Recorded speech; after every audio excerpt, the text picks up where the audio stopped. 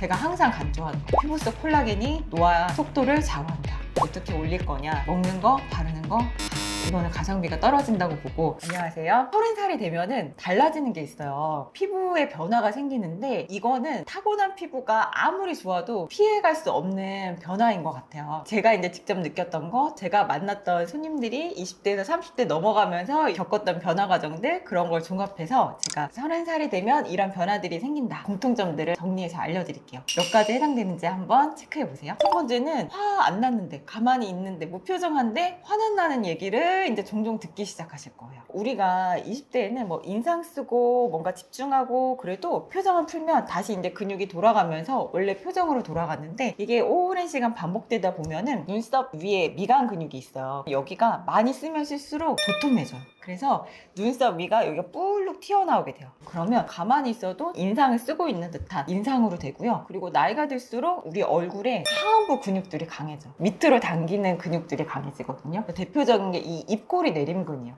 여기를 하고 내리고 있으니까 인상 쓰는 것처럼 화난 듯한 표정이 되고, 또 근육은 많이 쓸수록 커집니다. 그래서 입꼬리 내림근이 발달하게 되니까 옆에서 보면 친구볼이 두둑해져 보여요. 그래서 야, 너 화났어? 너 표정 왜 안 좋아? 이런 얘기들을 듣는다는 거죠. 30살이 넘어가면. 이게 근육의 긴장도가 달라지면서 생기는 그런 변화들이라고 생각하시면 돼요. 그러면 의식적으로 그 근육을 안 쓰려고 해야 되는 건가요? 맞아요. 그래서 우리가 나이 들면 얼굴에서 살아온 지난날을 볼 수 있다고 하잖아요. 정말 어떤 표정을 짓는지에 따라서 이 인상이 많이 달라져요. 근데 표정은 뭐에서 나올까요? 마음에서 나오는 거죠. 그래서 마음을 예쁘게 써야 돼요. 결론이 이렇게 났는데, 의식적으로 좀 웃는 표정, 밝은 표정을 지으려고 노력을 하셔야 돼요. 나이 들수록 이 상안부 근육이랑 하안부 근육은 발달하거든요. 점점 경직되고 힘이 세지고, 그래서 이마는 쭈글쭈글해지고 이 입꼬리는 내려가고 이런 인상으로 되는데, 의식적으로 노력을 해서 웃으려고 하면 입꼬리도 올라가고 처지는 중안부 근육도 긴장되고 발달하면서 얼굴이 더 생기 있어 보여요.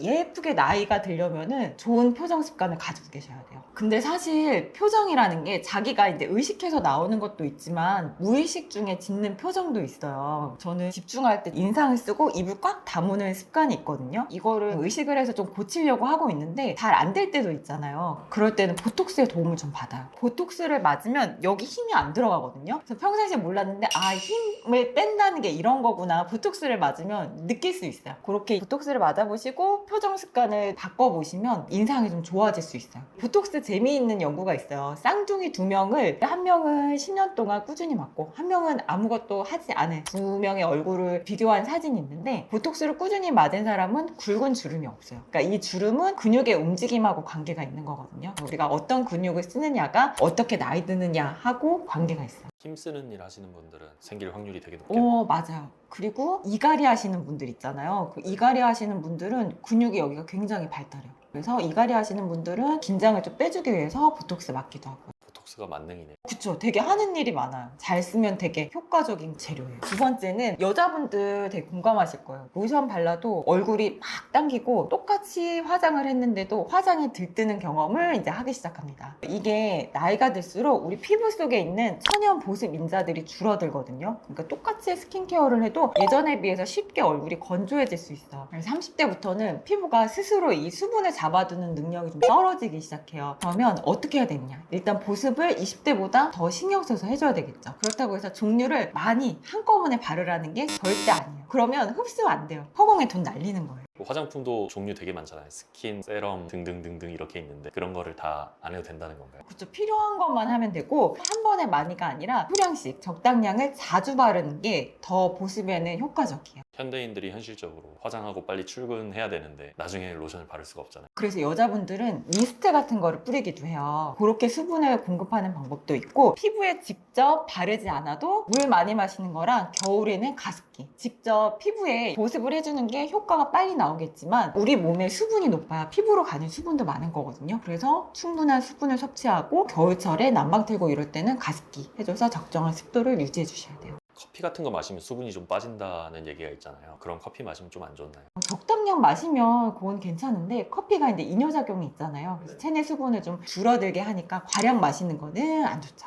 세 번째, 살이 빠졌는데도 얼굴이 커 보입니다. 20대에는 다이어트 하면은 얼굴이 갸름해져요. 작아지는데 30대가 되면 체중은 줄었어. 근데 얼굴은 처져 보이고 더 울퉁불퉁해 보이고 커져 보인다. 이런 경험 해보신 적 있으실 거예요. 나이 들면 다이어트도 똑똑하게 하셔야 돼요. 무조건 체중만 줄이면 몸은 말랐는데 얼굴은 급속 노화가 올 수 있거든요. 얼굴에 지방도 어느 정도 있어야 예쁘고 젊어 보여요. 지방이 많은 게 문제가 아니라 있어야 될 자리에 있지 않고 다른 자리로 이동해서 문제인 거예요. 20대에는 제 위치에 있었다면 30대가 되면 이 피부를 잡아주는 지지 구조들이 약해지니까 지방들이 중력 영향으로 밑으로 내려와. 그래서 눈 밑은 꺼지고 팔자는 깊어지고 이 옆볼은 쑥 들어가는데 여기 심부볼, 턱선, 이중턱 이런 데는 더 두둑해 보이는 거죠. 얼굴이 좀 커 보이고 무거워 보이고 이런 변화가 생길 수 있습니다. 다이어트를 하되 너무 급속하게 빼는 거는 안 좋아요. 요즘 위고비 마운자로 하셔가지고 엄청 살 많이 빼시는 분들 많더라고요. 위고비 페이스, 마운자로 페이스라고도 하는데 살은 빠졌는데 이렇게 얼굴 홀쭉해져서 오는 그런 전형적인 분들이 있어요. 너무 급속하게 단기간에 살 빼는 거는 비추. 그러면은 지방이 자리 잡을 수 있게 천천히. 네, 맞아요.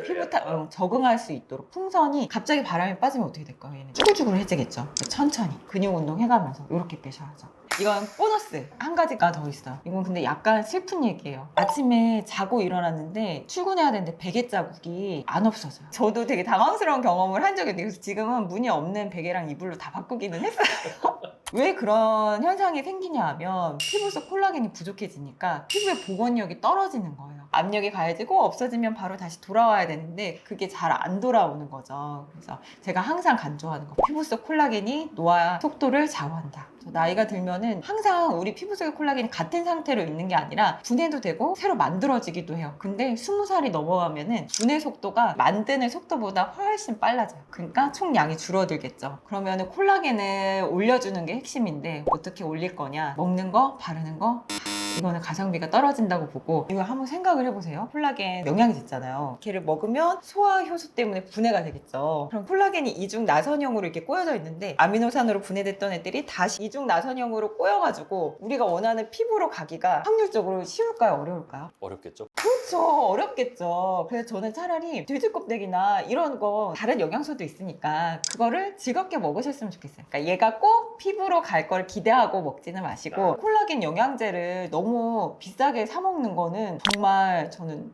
너무 가성비가 떨어지는 행동이라고 생각해요. 콜라겐 화장품도 되게 비싸잖아요. 콜라겐이 피부 진피 쪽으로 들어갈까요? 안 들어갈까요? 못 들어갈 것 같은데. 그쵸? 네. 못 들어가요. 이게 피부 보호 장벽이 있고 분자량이 크기 때문에 이 콜라겐 화장품이 피부 속 안으로 침투할 거 기대하고 비싼 화장품을 쓴다? 이것도 너무 가성비 떨어진 행동이죠. 이 콜라겐을 좀 자극시켜줄 수 있는 뭐 고주파 시술이라던가 아니면 콜라겐을 직접 넣어주는 스킨 부스터 이런 것도 좀 도움이 될 수 있을 것 같아요. 저번에 말하신 써마지 이런 것들이네요. 써마지, 뭐 세르프, 덴서티 이런 것. 원장님 몇 개 해당되세요? 아, 저 다 해당되죠? 다 해당되죠. 이거 경험에서 나오는 말이에요. 진짜 30대 넘어가면 너무 무리하게 다이어트 하는 거는 하시면 안 돼요. 탈모도 같이 올 수 있어요. 오늘 제가 말씀드린 30살이 넘어가면 생기는 변화들. 첫 번째는 화가 나지 않았는데 주변에서 화났냐고 자꾸 물어본다. 두 번째는 아무리 로션을 발라도 피부가 당긴다. 세 번째는 살이 빠져도 오히려 얼굴이 커 보인다. 마지막 네 번째, 베개 자국이 없어지지 않는다.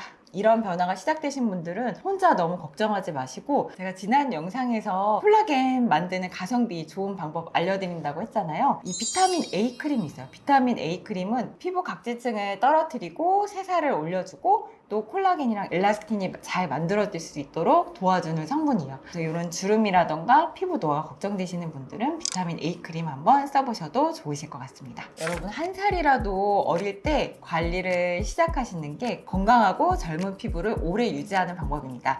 오늘 영상 시청해주셔서 감사합니다.